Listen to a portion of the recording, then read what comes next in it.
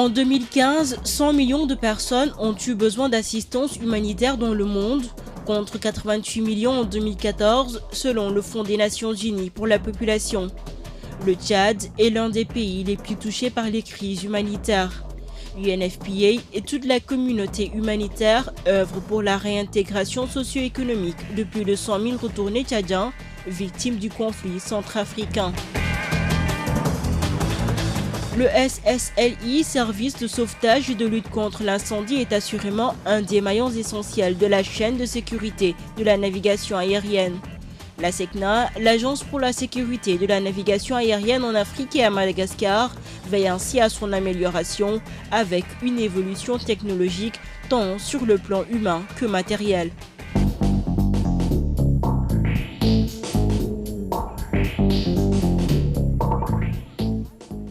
Khadijata a perdu son mari dans les violences en Centrafrique. Depuis, elle a fui le pays pour vivre avec ses 9 enfants dans le camp des retournés de Sido-Ouest, à environ 900 km au sud de N'Djamena, à la frontière avec la République centrafricaine.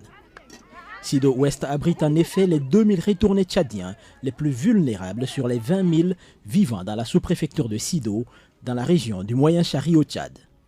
Ils vivent des bons alimentaires du PAM, le programme alimentaire mondial d'une valeur de 6 000 francs CFA, soit un peu moins de 10 € par personne le mois. Cependant, Khadijata et bien d'autres femmes n'ont pas encore bénéficié de ce bon alimentaire. Elles vivent ainsi de la solidarité des autres pensionnaires du site. De plus, OCHA, le Bureau des Nations Unies pour la coordination des affaires humanitaires, avertit que les distributions de coupons alimentaires du PAM pourraient s'arrêter en 2016, faute de financement. Ce que nous voulons en ce moment, c'est avoir de la bonne nourriture et manger à notre faim. Nous voulons que nos enfants puissent aller à l'école. Ces préoccupations sont nos larmes et nous aider serait synonyme de les essuyer. Nous manquons de tout ici. Nous n'avons pas d'eau, pas de toilettes, nous n'avons même pas où dormir. Le pays est affecté en effet par des mouvements de population dus aux conflits armés dans les pays voisins, le Soudan, la Centrafrique et le nord du Nigeria, mais aussi par des inondations, des troubles socio-économiques, la sécheresse et des crises alimentaires. Ces phénomènes affectent directement près de 4 millions de personnes, parmi lesquelles plus de 2 millions ont besoin d'une assistance humanitaire, selon l'UNFPA, le Fonds des Nations Unies pour la population. Dans la région du Moyen-Chari, vivent 38 000 des 130 000 retournés tchadiens ayant fui les violences en République centrafricaine en décembre 2013. 2 ans après leur arrivée, leurs conditions de vie restent toujours précaires malgré les efforts de la communauté humanitaire et de l'État tchadien. Beaucoup parmi nous sont des citadins, mais aujourd'hui, vous voyez là où on est en ce moment, sous un bâche. Alors, même le peu qu'on trouve grâce au PAM qui nous aide, mais le PAM qui nous aide avec quoi, vous savez? Avec un reçu. Tu vas avec ce reçu-là, on te donne de vivre aux valeurs de 6 000. Valeur de 6 000, cela veut dire c'est 200 francs par jour par personne. Donc vraiment, avec ces 200 francs, on ne peut pas vivre. C'est très difficile. Chaque matin, ils viennent au bureau, me disent on n'a pas mangé, on n'a pas ceci, cela. Avec les vulnérables, il faut s'y attendre. Et ils n'ont pas de revenus. Ils attendent rien que le PAM, dès que le PAM donne. Et généralement, même s'ils prennent, certains revendent la nourriture, puisqu'ils ont besoin d'acheter des savons, ils ont besoin d'acheter la viande, puisqu'au niveau de PAM, on ne donne pas la viande. On ne donne pas la viande. Et surtout les 2 mois, au niveau de PAM, il n'y avait pas le manioc aussi. Et comme c'est des gens qui viennent de la RCA, ils sont habitués trop avec le manioc. Quand ils prennent le riz, ils prennent des macaronis, ils vendent au marché avec le commerçant. Et ça, c'est le leader qui me ramène cette information. Et quand je dis pourquoi, ils disent non, nous on est habitués à manger le manioc. Et ça, nous ne sommes pas habitués avec. On est obligé de vendre à bas prix pour chercher un peu de manioc. La situation humanitaire est si critique à Sido que l'UNFPA a choisi la localité pour y lancer son rapport 2015 sur l'état de la population mondiale, intitulé « À l'abri de la tourmente », un programme porteur de changement pour les femmes et les filles dans un monde marqué par les crises. Ce rapport indique que plus de 100 millions de personnes ont eu besoin d'assistance humanitaire dans le monde en 2015 contre 88 millions en 2014. Ces actions humanitaires doivent toutefois être améliorées. Le rapport recommande à cet effet d'investir dans la résilience et la création d'opportunités pour les réfugiés et retournés afin de les rendre autonomes. Il s'agit de passer de la réactivité aux crises humanitaires à l'anticipation en donnant les moyens aux personnes vulnérables de résister au choc et de se prendre en main au plus tôt. Ce jour nous offre une opportunité unique pour qu'ensemble, nous posons les bases pour que nos populations soient à l'abri de la tourmente et que nos actions soient une contribution efficace à la réalisation de l'agenda 2030 pour le développement durable et surtout de l'agenda 2063 de l'Union africaine en phase avec ces 6 objectifs qui consistent à bâtir un continent où le potentiel des femmes et des jeunes est réalisé. Le rapport sur l'état de la population mondiale en 2015 qui nous est présenté aujourd'hui met en exergue la place et l'importance de la résolution des crises humanitaires dans le monde au cours des 2 décennies passées et particulièrement au moment de la mise en œuvre des objectifs millénaires pour le développement remplacés depuis fin septembre 2015 par les objectifs du développement durable. ODD. Il est évident que si la communauté internationale souhaite atteindre les objectifs de développement durable à l'horizon 2030, la résolution des conflits ainsi qu'une réponse humanitaire adéquate doivent être dorénavant trouvées, doivent être le fondement du développement durable. Les crises humanitaires sont en effet des défis majeurs qui, hélas, ne peuvent pas être enrayés car faisant partie des impondérables. Cependant, des actions peuvent être entreprises pour atténuer leurs effets. L'UNFPA est partie intégrante de toutes les initiatives de la communauté humanitaire aux côtés du gouvernement tchadien. Il a participé à ce titre au processus de détermination des besoins humanitaires en 2015 et à l'élaboration des plans de réponse humanitaire 2016. Le Fonds des Nations Unies pour la population s'assure également que les populations affectées ont accès à la santé sexuelle et reproductive pour ainsi contribuer à la réduction de la morbidité et de la mortalité maternelle et néonatale. C'est le cas ici au centre de santé de Sido, où plusieurs femmes bénéficient de consultations prénatales, d'accouchements assistés et de bien d'autres services liés à la santé de la reproduction. Chaque jour, on a au moins 10 accouchements que nous faisons avec les femmes. Les filles qui ont souvent moins de 18 ans ou des femmes qui ont moins de 24 ans. Donc on les prend en charge entièrement au niveau des consultations prénatales et tout ce qui est accouchement en tant que tel est suivi après. On les prend en charge pour la planification familiale et on fait le suivi au niveau des sites pour faire un peu, pour voir, encadrer la femme et surtout faire du counseling pour éviter des accouchements rapprochés et autres. Ça, c'est un premier aspect. Le deuxième aspect, c'est au niveau de la prise en charge, au niveau des violences. On a des agents de santé qui sont là, mais aussi des agents communautaires, un peu pour faire le suivi et surtout la prise en charge, non seulement médicale, mais juridique. Parce qu'on travaille en étroite collaboration avec certaines ONG qui s'occupent de la référence au niveau des tribunaux et autres, et en étroite collaboration avec le gouvernement. La crise humanitaire à Sido est doublée d'une crise économique. La localité était en effet le principal point des échanges commerciaux entre le Tchad et la Centrafrique. Mais la frontière entre les deux pays est fermée depuis 2 ans à cause des violences en République centrafricaine.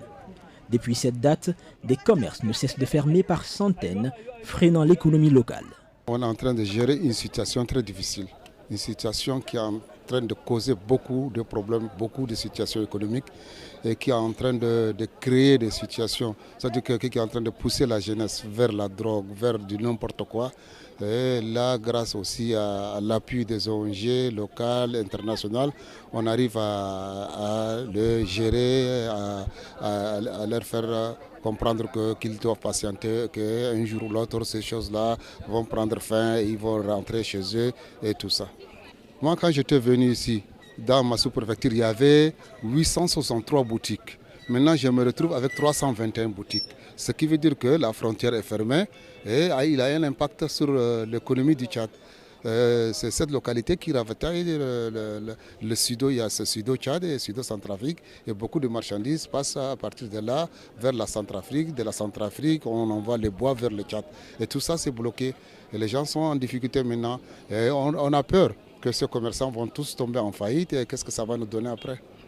Le Tchad et la communauté humanitaire œuvrent à la réintégration des milliers de retournés vivant dans le pays. Un plan de réponse global est déjà validé et devrait être lancé en début 2016.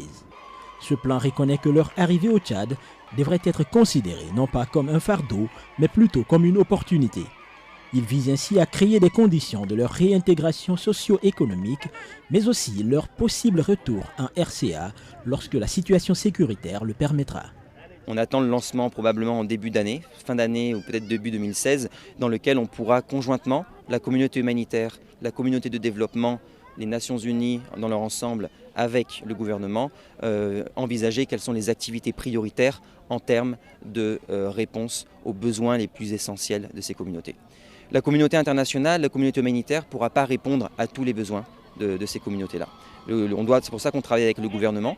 Tout comme on a accompagné le gouvernement sur les 2 dernières années, on doit à nouveau continuer à réfléchir ensemble sur la définition de ces besoins essentiels, les secteurs prioritaires et la réponse qu'on peut apporter. Et le plaidoyer qu'on doit faire auprès des partenaires internationaux et des bailleurs et des partenaires techniques et financiers. La demande d'assistance humanitaire ne cesse de croître alors que le déficit de financement atteint des niveaux records. En 2014, par exemple, l'ONU a demandé un montant de 19,5 milliards de dollars pour répondre aux crises. Ce besoin de financement a enregistré cependant un déficit de 7,5 milliards de dollars. En outre, la région Afrique de l'Ouest et du Centre est touchée depuis 2013 par le virus Ebola, forçant les gouvernements à investir leurs ressources dans la réponse immédiate à cette épidémie.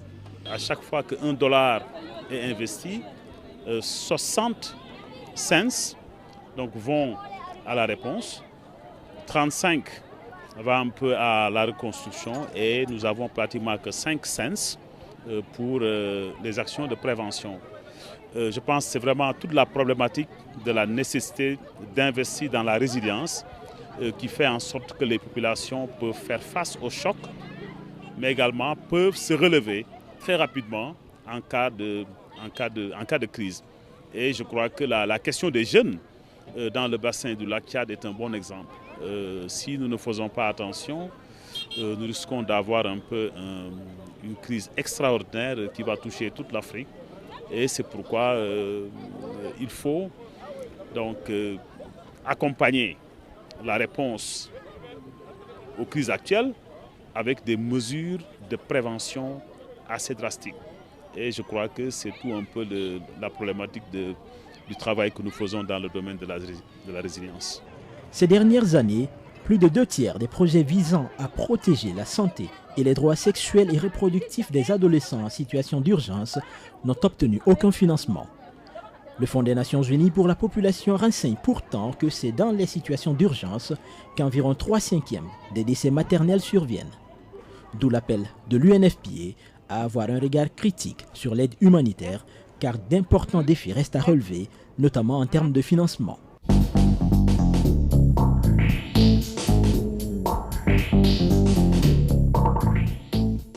Ils sont présents aux abords de la piste à chaque atterrissage ou décollage d'avion.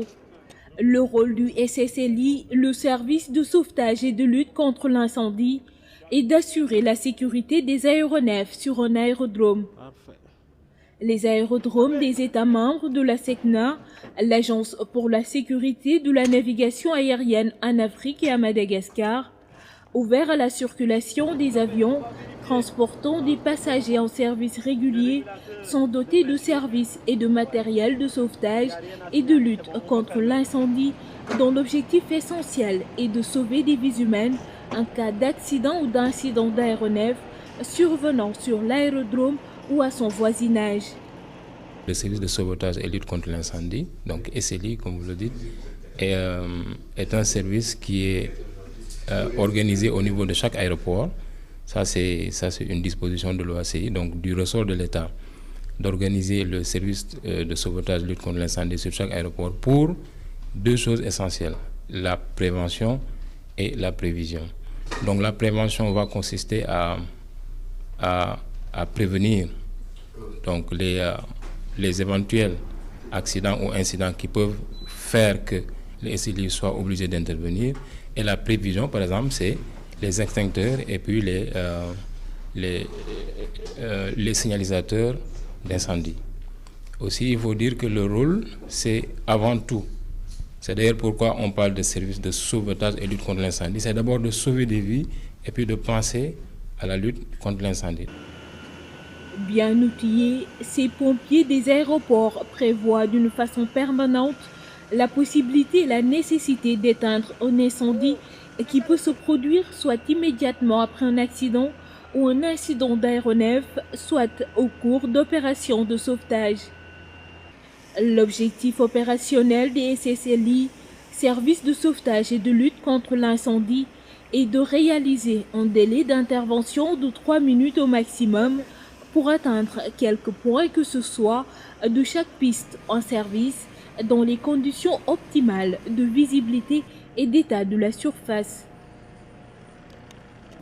Ils subissent là les entraînements qu'il faut régulièrement pour faire face à la situation qui pourrait intervenir à tout moment.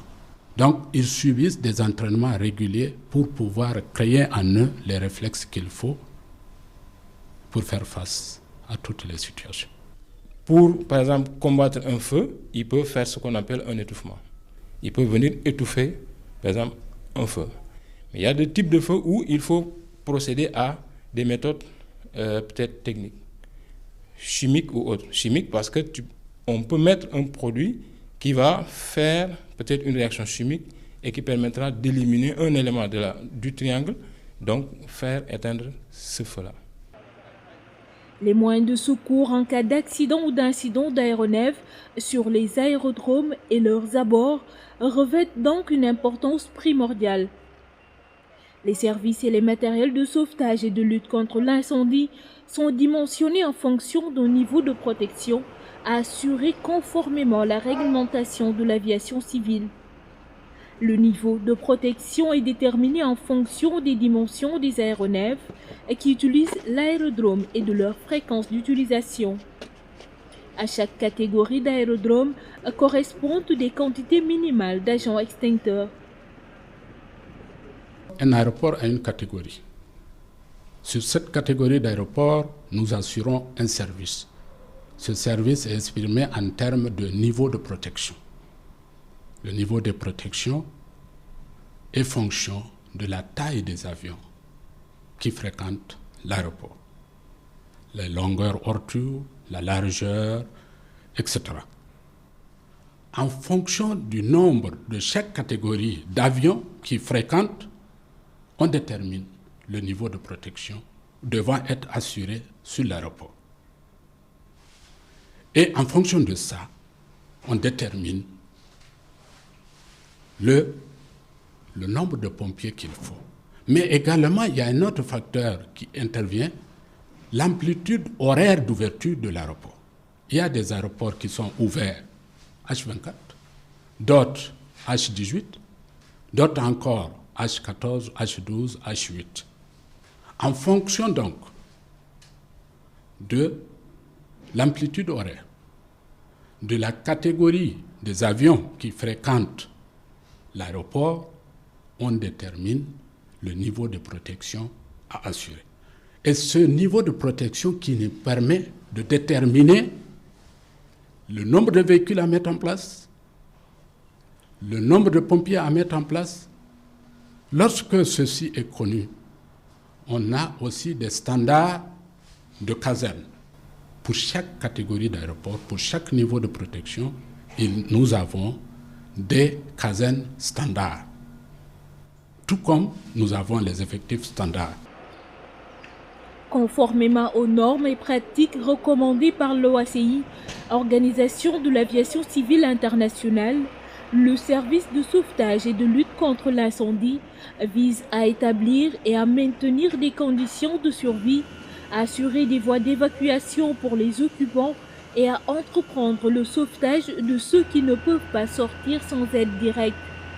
Le sauvetage peut nécessiter de l'équipement et du personnel, autre que ce qui avait d'abord été prévu aux fins du sauvetage et de lutte contre l'incendie sur l'aérodrome concerné. L'objectif secondaire est de sauvegarder le matériel volant et le patrimoine de l'agence sur les aéroports et dans les voisinages. Notre rôle principal ici, c'est de sauver les vies humaines.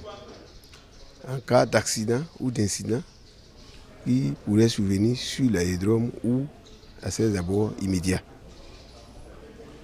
Ça, c'est le rôle principal. Au-delà de ça, nous avons encore pour mission de sauvegarder le patrimoine aéroportuaire que constituent les installations qu'il y a tout autour de l'aéroport, dans l'enceinte et autour de l'aéroport. Dans sa détermination à respecter les normes établies par l'OACI en matière de sécurité aéroportuaire, la SECNA a mis sur pied l'ERSI, l'école régionale de sécurité incendie. Basée à Douala, l'ERSI assure la formation de pompiers depuis bientôt 50 ans en sécurité incendie d'aéroports en Afrique. Avec ce simulateur d'incendie, ces pompiers en formation s'exercent tout au long de leur passage à l'école à toutes les éventualités de danger qui pourraient arriver en avion. L'ERSI dispose donc d'un simulateur et ce simulateur permet donc à temps réel et permet également de faire les exercices pédagogiques, n'est-ce pas, grandeur nature, c'est-à-dire que les élèves, les stagiaires, ils peuvent donc intervenir sur un aéronef qui est donc de dimension Airbus 300 et nous pouvons donc simuler des feux internes, des feux externes et justement sur ces feux, les élèves et les stagiaires font donc des exercices pratiques pour l'extinction de ces feux. Certifiée ISO 9001 en 2008, la SECNA est engagée dans un système de management intégré dont l'objectif essentiel est de moderniser sa gouvernance et assurer une meilleure lisibilité de l'ensemble de ses activités. La certification ISO, c'est la conformité par rapport aux normes. Et je crois que de ce point de vue, quand les gens sont venus, on a vu tout ce qu'on a, tous nos documents, hein, les planifications.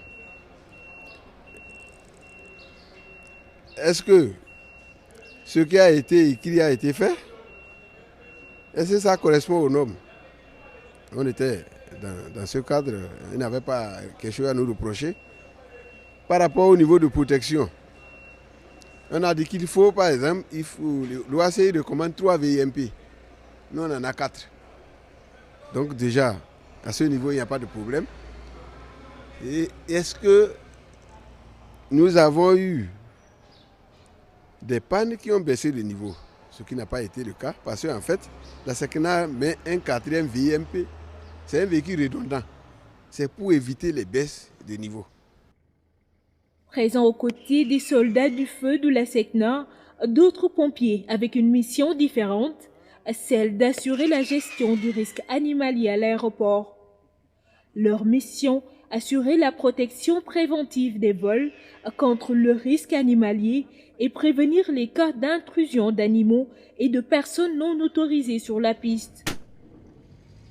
Autrefois confiée à la SECNA, la gestion du risque animalier, qui représente la 2e source d'incidents sur le réseau mondial de l'aviation civile et la 6e source d'accidents, est maintenant assurée par les aéroports. Quand un aéronef, par exemple, prend un oiseau en l'air, le risque est énorme. L'aéronef peut perdre un moteur. Parce qu'un avion, par exemple, qui prend en vol, hein, dans la zone de rotation, il prend un oiseau d'au moins 2 grammes. La force de contact entre l'oiseau et l'aéronef, hein, avec une vitesse de 200 mètres par exemple pour l'aéronef, on évalue la force de contact de 2 à 6 tonnes. Donc vous voyez, 2 à 6 tonnes, ça peut déséquilibrer un avion.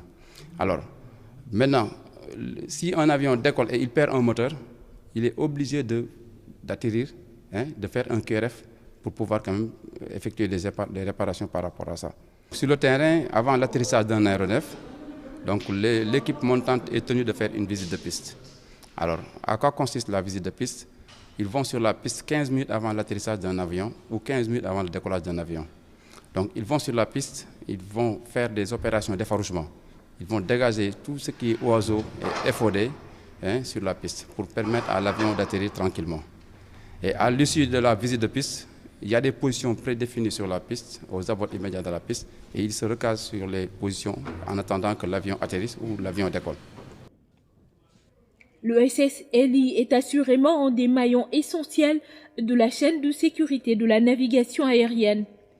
Consciente de cette importance, la SECNA, dans sa quête perpétuelle du renouveau, notamment le renforcement de son positionnement au niveau africain, ainsi que ses performances dans l'exécution de sa principale mission, qui est la fourniture de services de navigation aérienne, veille à son amélioration avec une évolution technologique tant sur le plan humain que matériel.